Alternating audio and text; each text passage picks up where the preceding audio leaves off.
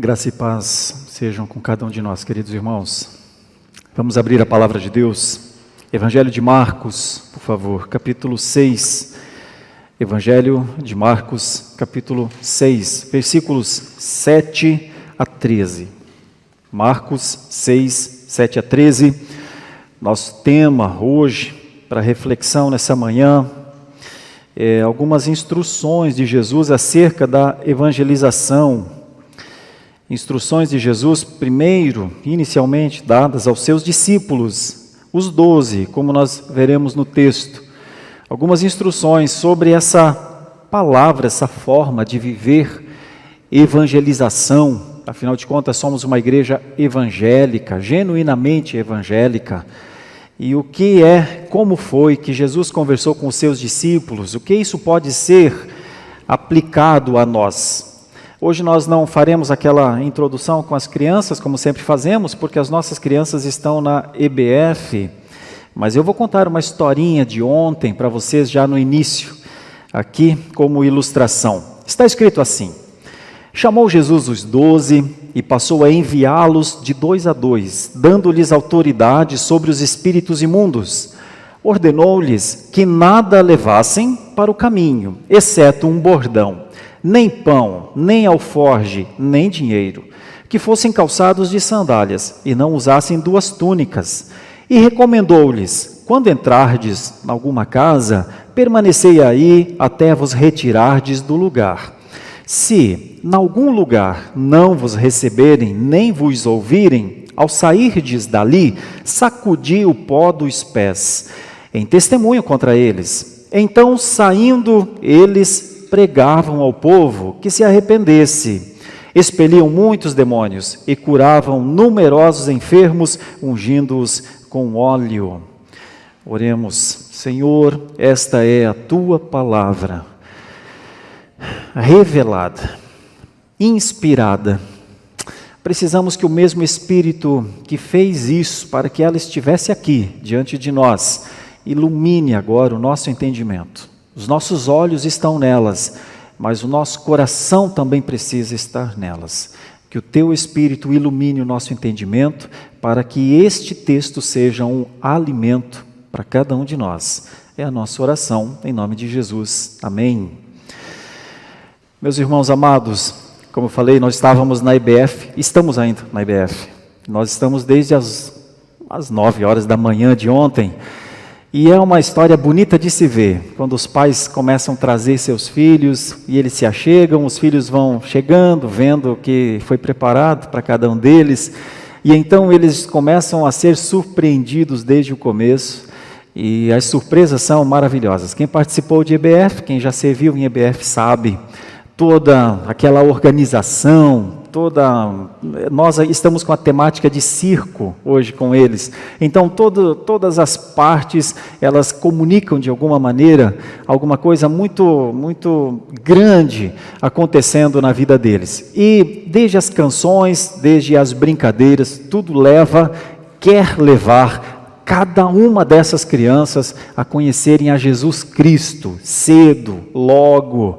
Não vamos esperar que os nossos filhos sejam adolescentes, sejam adultos e comecem suas orações com a palavra papaizinho do céu. Nós queremos que eles cedo conheçam quem é o seu Salvador, quem é o seu Redentor, confessem seus pecados cedo. EBF serve para isso também.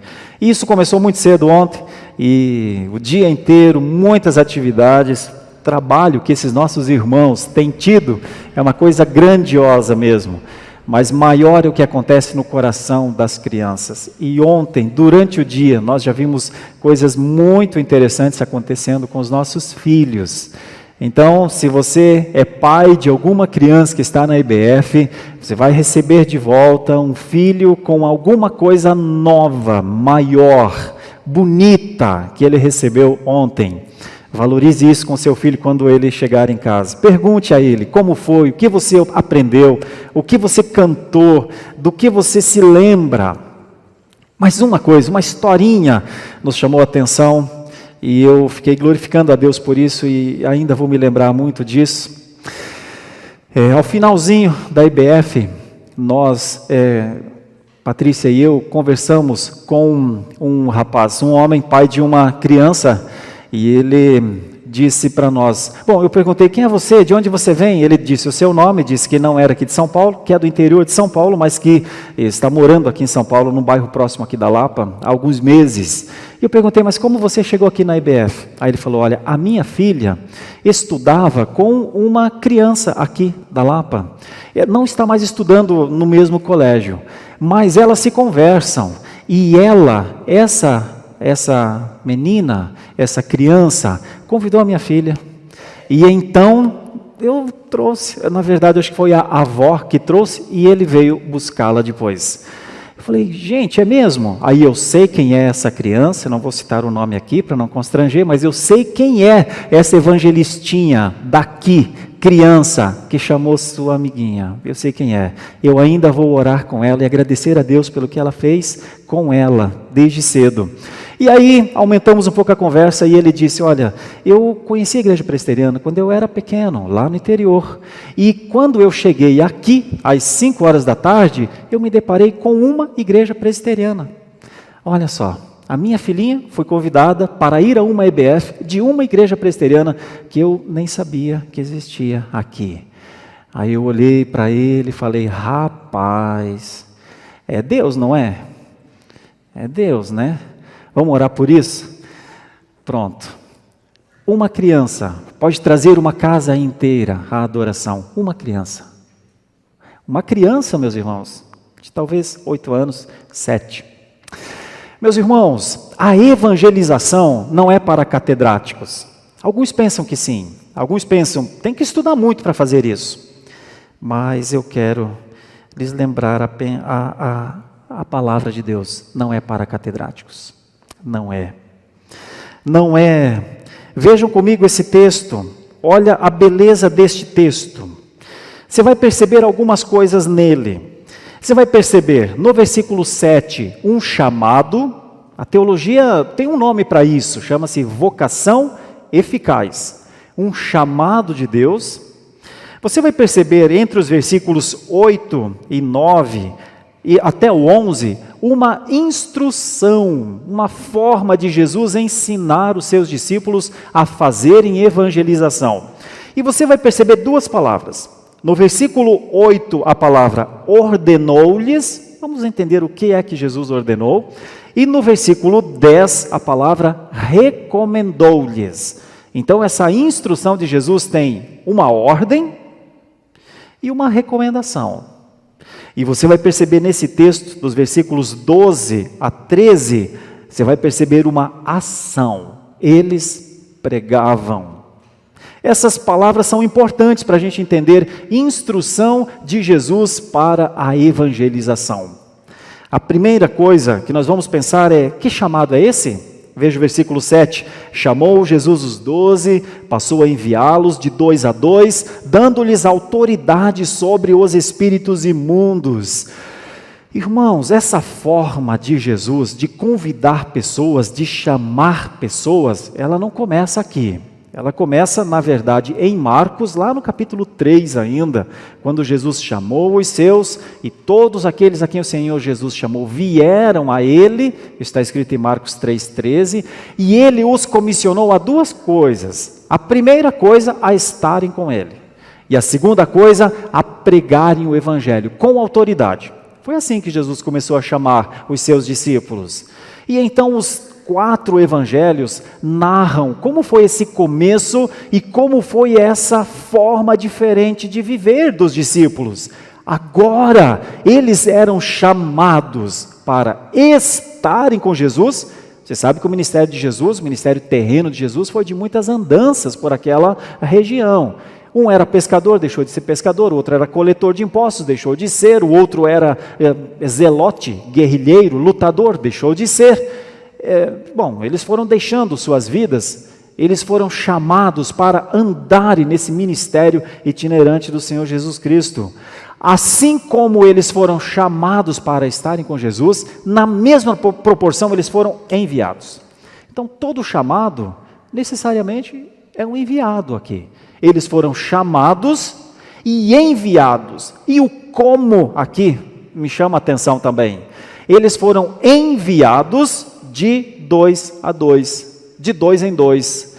Isso não está aqui nesse texto, mas está no Evangelho de Mateus, no capítulo 10. Lá tem as duplas. Jesus, do colegiado de 12, fez 6 duplas. Pedro e João, sempre junto. É verdade que Tiago, às vezes, formava um trio com eles. As crianças aprendem a canção. Pedro, Tiago e João no barquinho. O Tiago também estava lá no Monte da Transfiguração, mas quase sempre era Pedro e João. Pedro e João, o tempo inteiro, uma dupla tão interessante. E todos os outros, é muito provável que toda essa missão evangélica tenha sido feita em duplas mesmo.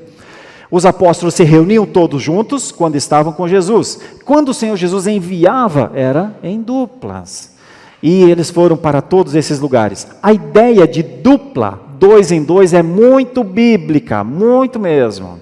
Inclusive, na nossa aplicação, eu vou fazer uma proposta de evangelização em duplas aqui para nós. Mas aguarde. E vai pensando, quem será a minha dupla? Eu já tenho uma proposta, uma sugestão para você, mas você ouvirá ao final. Então, nós vemos duplas de 2 em 2. Esse sistema de duplas, ele percorre também os outros livros das Escrituras. Paulo tem dupla com Barnabé. Depois, quando Barnabé segue com João Marcos para Chipre, Paulo muda a dupla e fica Paulo e Silas. As duplas estão o tempo inteiro nas Escrituras. E por que será? Por que será?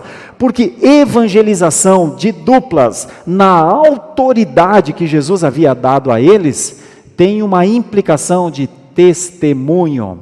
Você sabia que os discípulos, quando iam de 2 em 2, conversavam com alguém sobre Jesus, e quando a pessoa não cria, não entendia, não recebia, não aceitava, a palavra não é tão importante, o fato é que havia um testemunho de 2 pessoas contra ela. A ideia de duplas é desde o Antigo Testamento. É tão sério que, num sistema judicial do Antigo Testamento, se 2 pessoas condenassem alguém, a pessoa era condenada. Se 2 pessoas provassem que haviam visto um crime, a pessoa era condenada. Se só uma pessoa visse, a pessoa não recebia sentença judicial. Então, 2 pessoas têm várias possibilidades, ou várias formas, várias explicações do porquê é que Jesus mandou de 2 em 2. Primeiro, obviamente, para apoio, para testemunho, para estarem juntos um com o outro, para quando um estiver mais cansado, o outro apoiar, um mais fraco, o outro fortalecer. Mas tem um aspecto judicial também. Quando 2 pregam o evangelho e alguém não reconhece, fica colocado. É como se juridicamente, diante de Deus, 2 pessoas ouviram-na negar que Jesus é o Senhor, Rei dos reis, Senhor dos senhores. Veja que não é por acaso, as coisas não acontecem por acaso. Não era assim, de 3 em 3, de 5 em 5, de 9 em 9, de 2 em 2, com fundamentos. Veja como evangelização é coisa séria. Veja o que é quando alguém rechaça o evangelho, não quer o evangelho. Deus providenciou com os discípulos que 2 pessoas fossem testemunhas contra essa pessoa que negou a Jesus Cristo. Então nós já começamos a ver aqui na instrução um chamado e uma ordem na evangelização, aqui no texto de 2 em 2. Veja do versículo 8 até o versículo 11, aqui tem um como. Qual era a instrução mesmo? A instrução veio com uma ordem e com uma recomendação. Ordenou-lhes que nada levassem para o caminho, exceto um bordão, nem pão, nem alforge, nem dinheiro, que fossem calçados com sandálias e não usassem 2 túnicas. Aqui eu recorro à história para explicar um pouquinho essa vestimenta, para que a gente entenda. Um homem daquela época normalmente se vestia com 5 peças de roupas, e eu tomo aqui a pesquisa de Barclay, que comentou essa passagem para dizer: as pessoas andavam com uma túnica, que é semelhante à camisa de hoje, essa roupa de baixo, chamada de chiton. As pessoas também andavam com uma capa sobre a camisa, como se fosse o terno, como se fosse um casaco, chamado de rimation. E as pessoas também andavam com um cinto que amarrava essa roupa, um cinto para prender. E as pessoas também andavam por conta do sol com uma espécie de, o nome é tocado, que hoje nós temos, touca, gorro, boné, chapéu, coisa assim. E as pessoas andavam com calçados, normalmente com sandálias mais rígidas ou mais leves. E também alguns andavam com um alforge, que era aquilo que se levava para os pregadores da época, os filósofos e muitos outros que viviam das doações, levavam uma espécie de saco lateral que ficava mantido para guardar moedas de cobre e outras coisas. Mas olha como é que Jesus fala para os seus discípulos, é como se ele dissesse, será que vocês precisam de tudo isso? Será que vocês precisam de estar paramentados? Será que vocês precisam de todas as garantias que tudo lhes irá bem na viagem? Será que precisam? Ou seja, a primeira ordem é, vocês não precisam. Vocês não precisam se preocupar tanto com vocês.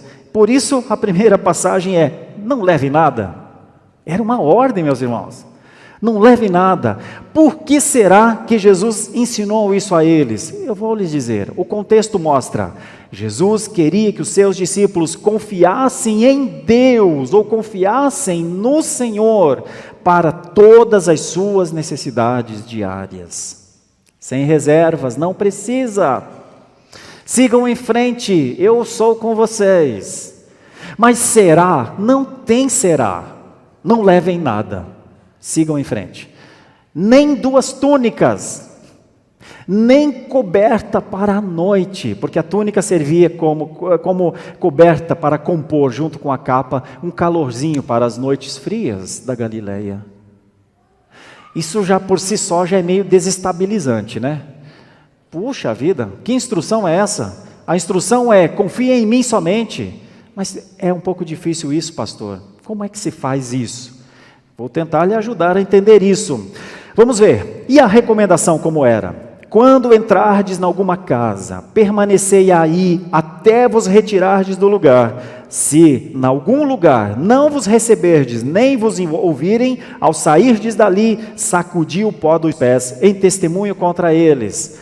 Então a recomendação, ela também tem a ver com simplicidade. Não fiquem escolhendo casas melhores para ficar. Onde chegarem numa cidade, fiquem nessa casa, até enquanto vocês estiverem nessa cidade. Fiquem nessa casa. Comam do que lhes derem. Sou eu que estarei lhes alimentando através desses anfitriões, da hospitalidade. No Oriente Antigo, hospitalidade não era esperado por alguém, era um dever da pessoa.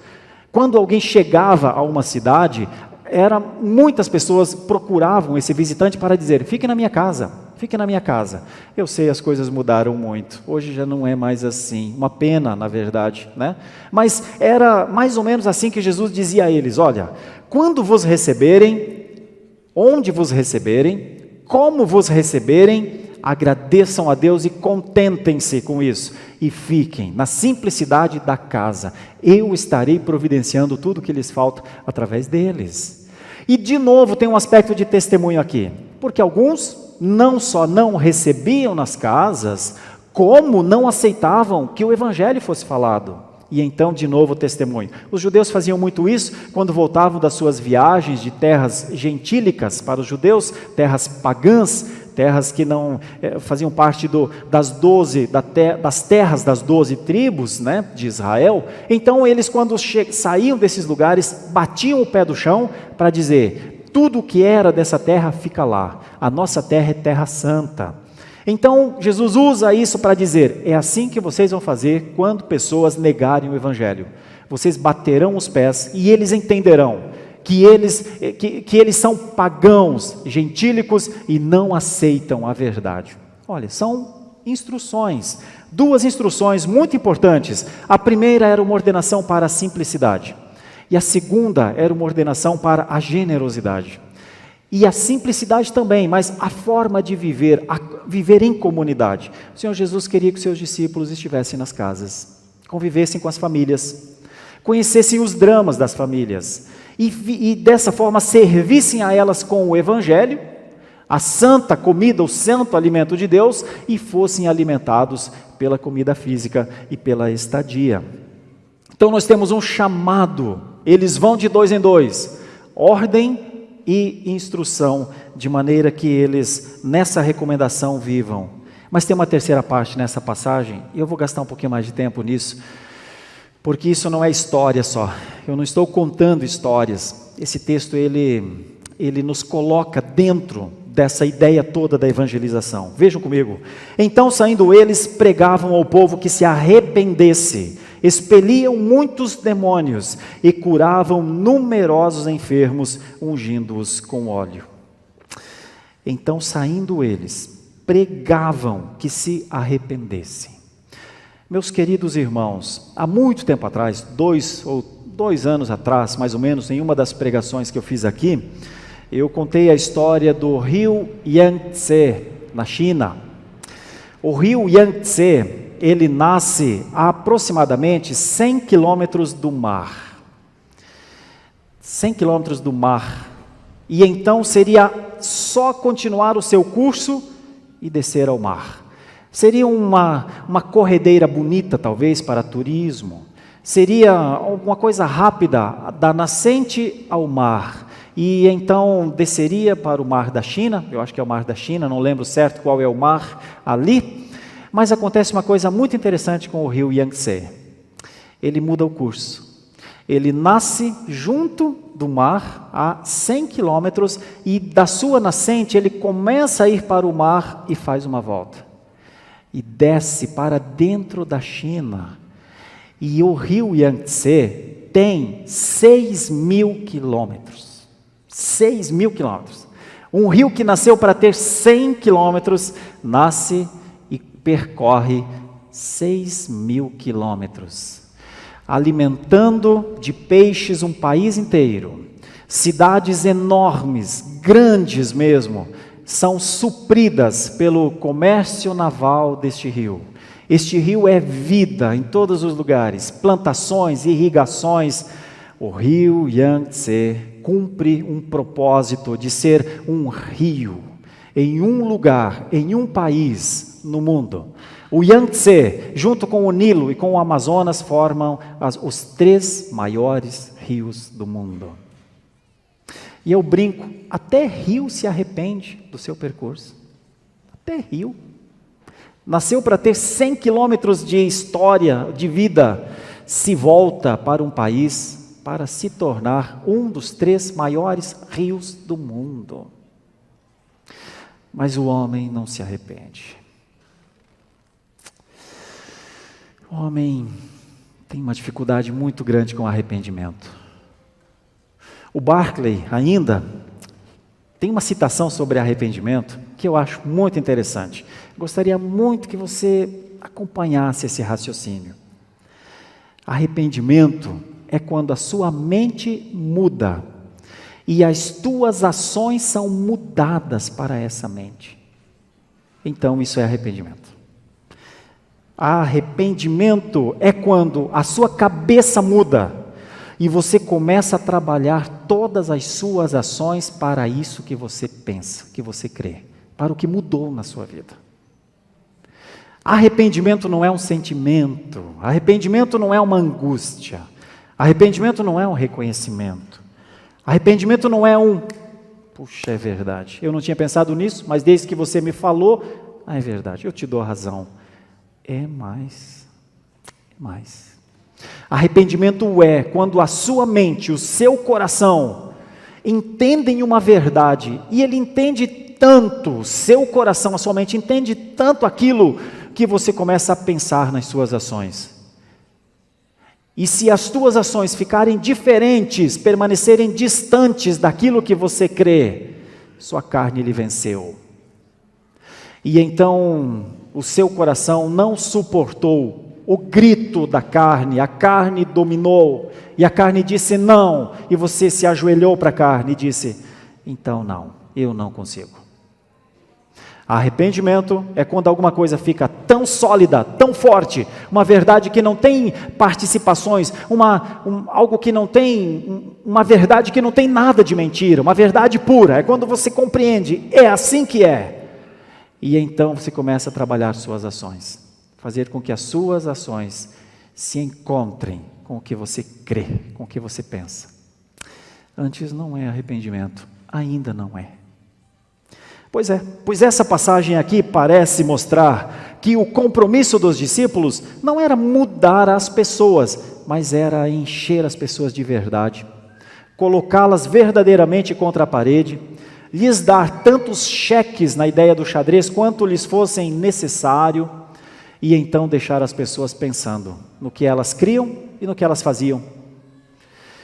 E então eles faziam mais, diz o texto, expeliam demônios, curavam numerosos enfermos, ungindo-os com óleo. E essa é uma dinâmica muito forte do Novo Testamento. Jesus fazia isso. Em Mateus 4, 23 a 25, Jesus fazia isso.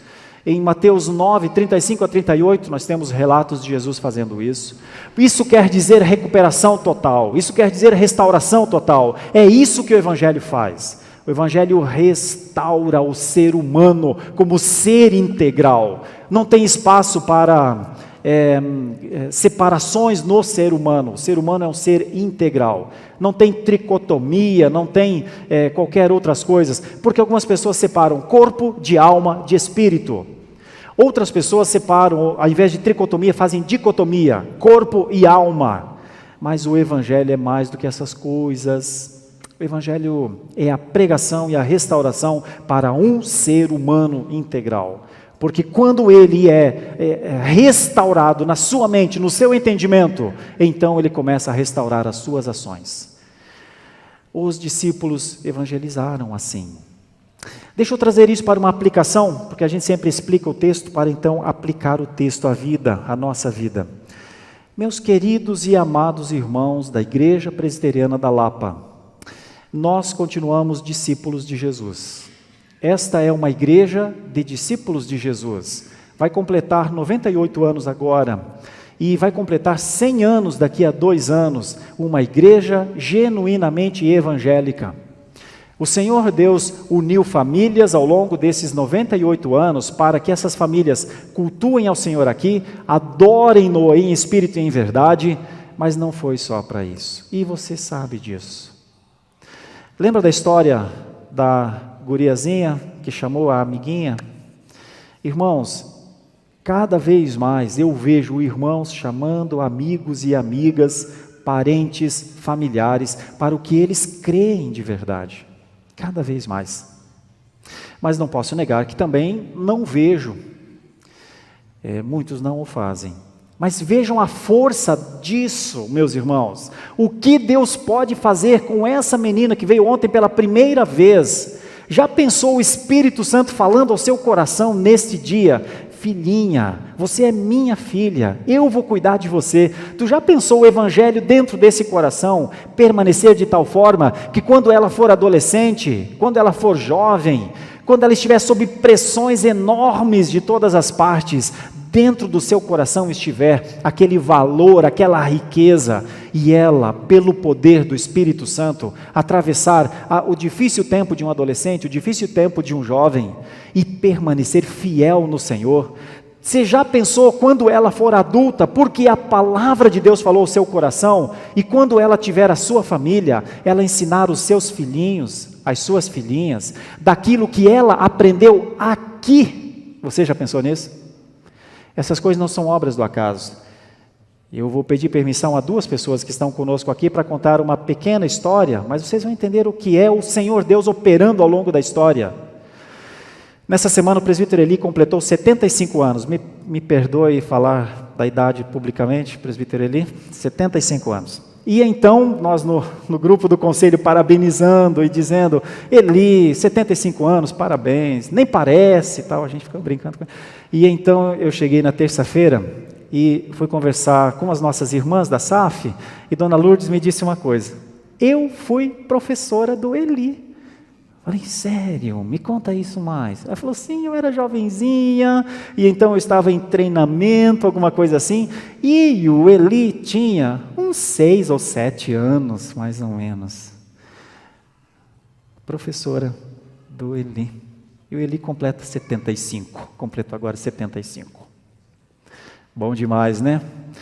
Vejam comigo, pensem no que o Senhor fez ao longo desse tempo todo, sustentando uma irmã nossa na fé, esposa do reverendo Odilon, sustentando um menino, hoje presbítero, há muito tempo presbítero, um decano do nosso conselho. Irmãos, se nós não tivermos nossos olhos nas grandes coisas que Deus faz, pelo ensino cristão, pela evangelização, se nós não conseguirmos ver isso diante dos nossos olhos, de que evangelização nós estamos falando? De que fé nós estamos falando? Eu louvo a Deus quando meninas de 7, 8 anos dizem para as suas amiguinhas: vamos juntos, vamos lá. Quando o reverendo Jorge Canelhas nos ensinava evangelização no seminário, ele olhava para nós, eu era um jovem de 28 anos, e ele dizia: vocês não deixem nunca de falar essa palavra com as igrejas por onde vocês forem. Evangelização, evangelizar é o evangelho, é a pureza, que o evangelho queime nos corações de vocês. Ele nos dizia, às vezes chorava de emoção em sala de aula, porque ele foi um homem entregue à evangelização. Quis a providência que ele não fosse só meu professor, que fôssemos amigos, e hoje pastoreio a igreja dele, e as ovelhas dele, que foi pastor tantos anos.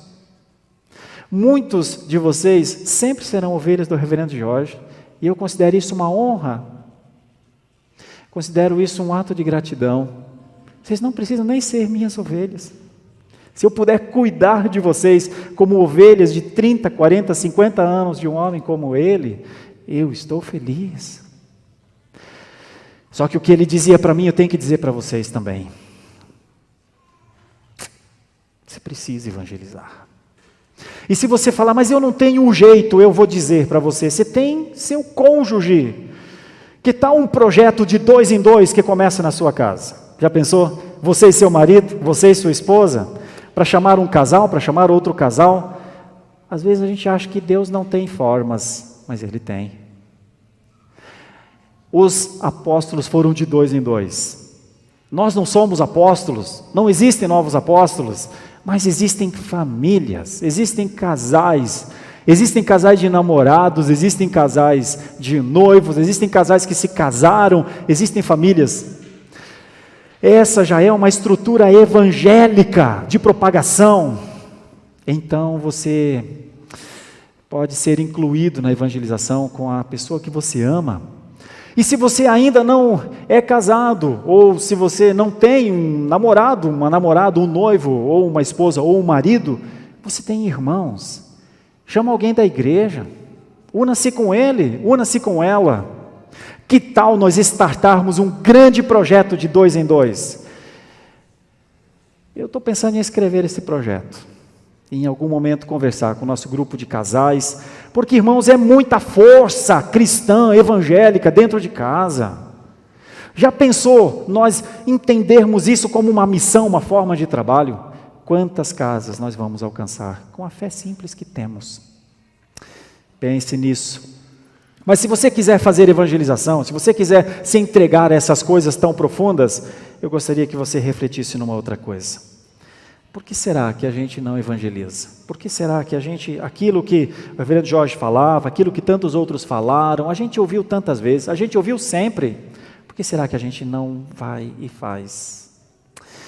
Eu tenho algumas hipóteses aqui, dentro do campo da aplicação. Eu acho que nós nos preocupamos demais conosco mesmo. Eu acredito que chega um momento que a nossa fé se torna uma fé muito egoísta.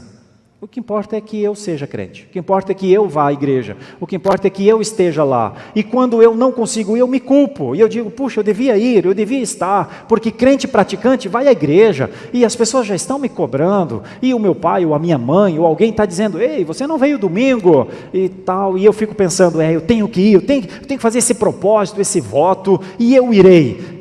Eu não estou sendo tão fiel nos dízimos, eu sei que o certo é ser fiel, eu preciso melhorar isso em mim, mas vai dar certo, eu vou conseguir e tal. E nós passamos uma vida inteira tão preocupados conosco mesmo, tão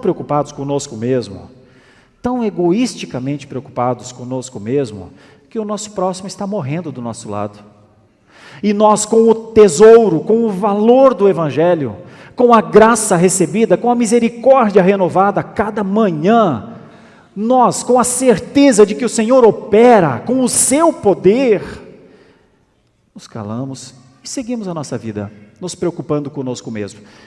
Se você, de alguma maneira, percebeu que você está dentro dessa minha ideia, é isso, pastor, não está falando para mim, porque eu não estou falando com você pessoalmente, estou falando com a igreja, mas se você se incluiu nisso, dá tempo para se arrepender, até Rio se arrepende, dá tempo para mudar, até Rio muda o curso. Dá tempo para pensar, qual é a ordem mesmo? A ordem é simplicidade, não é cátedra, é simplicidade.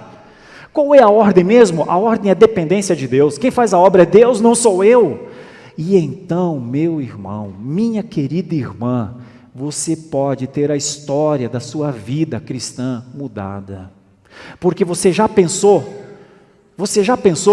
no que pode acontecer? Eu e você, cristãos, chamados, crentes, mas nunca fomos de 2 em 2, não temos um discípulo na história da nossa vida, já pensou? Passarmos uma vida inteira preocupados com, eu tinha que ter ido mais à igreja, eu tinha que ter sido mais fiel, eu tinha que ter lido mais a Bíblia, eu tinha que ter orado mais. Irmãos, não foi para isso que o Senhor nos chamou, acredite.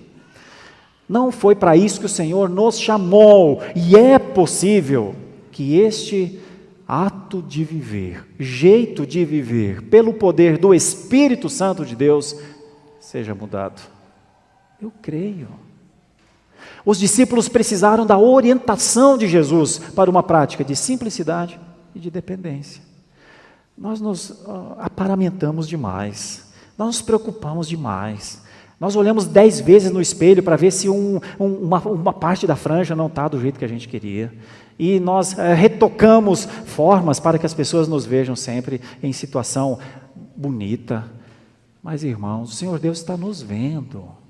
Está vendo a obra das nossas mãos. Nós criticamos as pessoas, nós dizemos que aquele não fez tal coisa, o outro também não fez aquilo que devia fazer, não responderam a nós da forma como nós queríamos, não nos incentivaram, não nos elogiaram. Nós nos afastamos de pessoas porque queremos demais delas.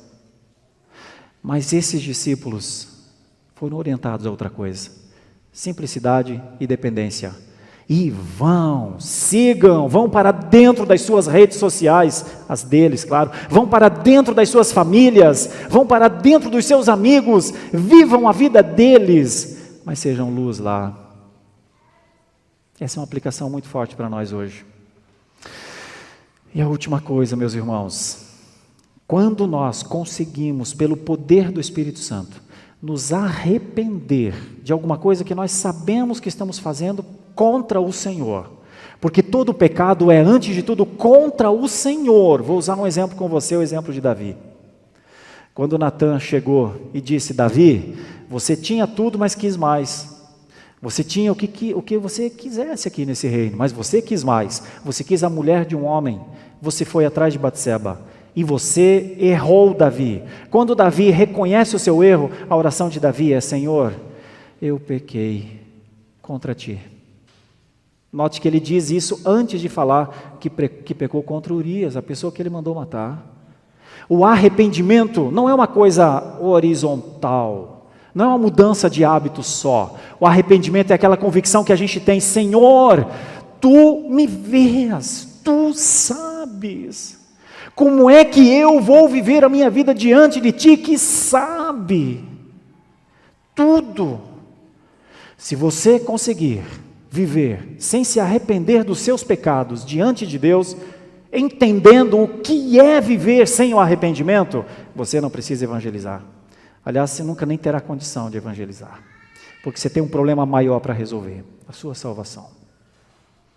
Agora, se você teme ao Senhor, se nós tememos a Deus a ponto de dizer: não é possível que eu viva em desobediência ao Senhor, em desobediência de adoração, em desobediência de testemunho, de fidelidade ao meu cônjuge, de fidelidade a Deus, não é possível, eu preciso que essa transformação aconteça na minha vida. Então eu te digo, você é um candidato evangelista.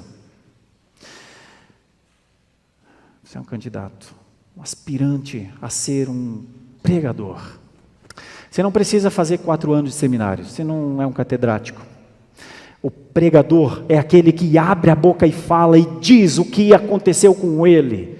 E alguns usam exemplos para isso, um dos exemplos bons para isso é um mendigo falando a outro mendigo onde está o pão.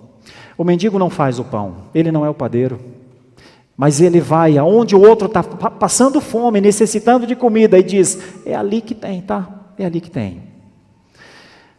Eu vi isso acontecer ontem, com uma criança. Isso deve servir como um incentivo para nós. Deve servir como alguma coisa do tipo assim: puxa vida, crianças fazem isso, adolescentes fazem isso, jovens fazem isso, adultos fazem isso. A pergunta a fazer é: eu faço isso? Responda só essa pergunta. Feche seus olhos, vamos orar. Nós vamos participar da ceia do Senhor. Santo eterno Deus, maravilhoso é o Senhor, poderosa é a sua palavra. Seu poder muda curso de rios, seu poder muda corações. Nós não temos forças para isso, mas no Senhor, entregues ao Senhor, temendo o Senhor muda. E essa é a nossa oração nessa manhã. Senhor, quanto evangélicos nós podemos ser, quanto evangélicos o Senhor nos fará nessa geração, entre os nossos amigos, nas nossas famílias, nas nossas redes. Quanto evangélicos o Senhor está nos fazendo neste momento. O que precisa ser mudado em nosso coração agora. Que o Teu Espírito aplique, que o Teu Espírito use este momento como ocasião para falar aos nossos corações, para situar a cada um de nós nessa obra maravilhosa da evangelização. Senhor, que o mesmo poder, a autoridade outorgada, que o Senhor outorgou aos seus discípulos, que a mesma comissão, a grande comissão, também nos conduza, que a nossa amizade com os nossos irmãos possa ser um canal de contato para que o Senhor Jesus seja proclamado. Hoje à noite nós teremos culto aqui, a palavra será pregada, o Evangelho vai bater de novo nos corações. Quem nós podemos trazer? Ah, Deus, não deixa a gente passar só com o entendimento na cabeça, na consciência, sem inflamar o coração. Faz nosso coração arder por estas coisas, Deus. Dá-nos, Senhor, a oportunidade de sermos essas luzes acesas, essas chamas flamejantes neste mundo de tanta gente perdida, mas que o Senhor pode, com uma palavra só, mudar a vida. Eu oro por isso, com perdão dos nossos pecados, em nome de Jesus. Amém. Muito obrigado por nos acompanhar até o final deste vídeo. Para receber mais reflexões e ficar por dentro dos próximos conteúdos, te convidamos a seguir as nossas redes sociais que estão na descrição. Alguns vídeos aparecerão na tela caso queira continuar nos assistindo. Abraço e até a próxima.